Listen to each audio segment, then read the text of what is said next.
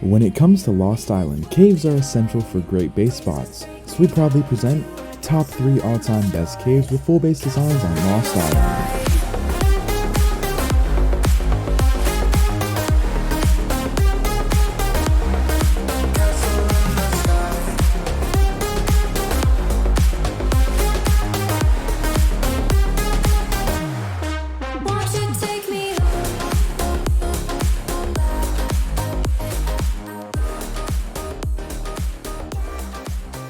This video is sponsored by My Servers Deluxe. Deluxe is a 3x server with 5x matching and 3x experience. Deluxe has 6-man tribes, ORP, new player protection, raid warning, and so much more. Here at Deluxe, we ensure that you have an amazing experience with lag-free servers. Servers are now live, link in the description. Coming at number 3, this can be found at 74.1 latitude and 38.7 longitude, and then here it is on the map. Now this one can be found over in the bottom left hand corner of the map. And this cave is technically a cave but can also be known as a rat hole. So this cave is the castle cave that it's over here on this kind of little island. So the reason why it's called castle cave is because there's a castle literally right on the left over here. Kind of hard to see it, but it's in there. So anyways, here's the entrance. It's a little bit of an awkward entrance having that giant pillar in the way, which does kind of suck, but I'm sure we can build around that and figure out how to do maybe like a turret tower or maybe a little turret wall, who knows. Anyways, coming inside here, it opens up into a giant cave. There's a lot of room in here. It's pretty flat in the back too. The only issue is a lot of these rocks you cannot destroy, so we're gonna have to figure out how to build over them or just build with them. So it's definitely gonna be hard, but I'm sure we can do it. Now here is the full base design. As you can see with the exterior, I decided to put a nice little turret tower right here on the front. Now yes, this doesn't fully block any players from easily just sneaking past and getting in. However, it does really add an extra base defense, meaning that players can't just block you inside of the cave and just constantly kill you as you try to exit. So that's the biggest upside with that. Coming in here, there's a bunch of bear traps and we have a lot of ground turrets. That is the biggest thing that we lacked on our last full base design. It's just ground turrets. So we made sure to put a ton of them on here and put a ton of bear traps, a good amount of railings to stop players from running up. And then the turret wall is also a little bit closer in, so it's easier for the turrets to actually shoot players on the entrance. Now coming in through the wall, it's kind of up in the kind of rightish corner, you are opened up into this massive area. It's pretty big. You have a lot of stuff like vaults, egg incubators, you have some refrigerators there too, some more vaults, 4 mannequins because it's kind of built for like a 4-man tribe. And then you have a cooker, a grill, and then also a full crafting station in the back. You have tons of any forges, replicators, fabricators, smithies, chem benches, literally everything that you're going to need back here.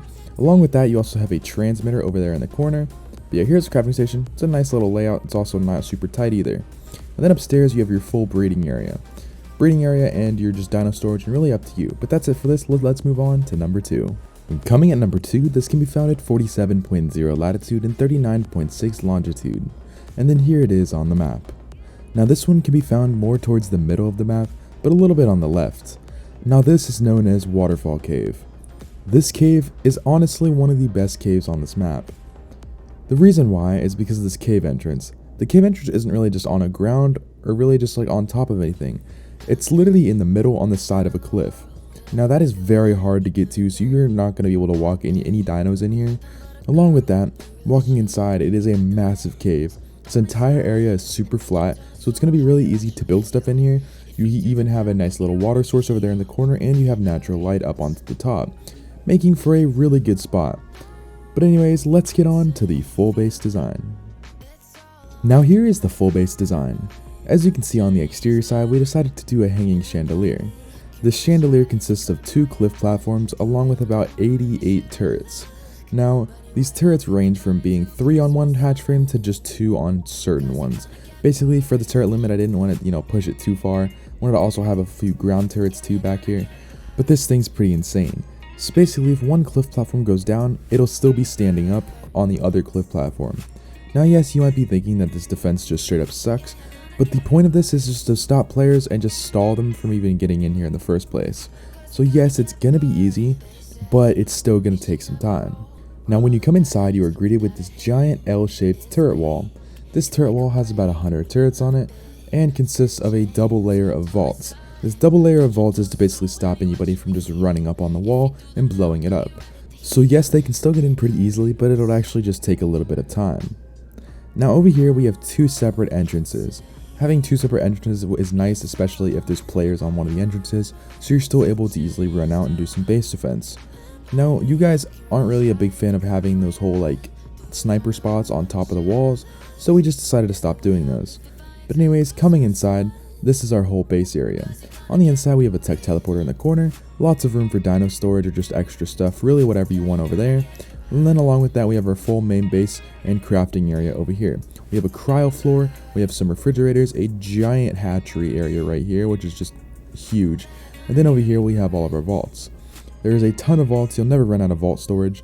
And then over here you have mannequins along with some cryo fridges, these are just for the personal players. You have some beds, some more vaults. And then again, here's the cryo floor, it consists of 4 hatch frames. And then over here you have your tech transmitter and then your full crafting station. So you have daddy storages underneath your tech replicators.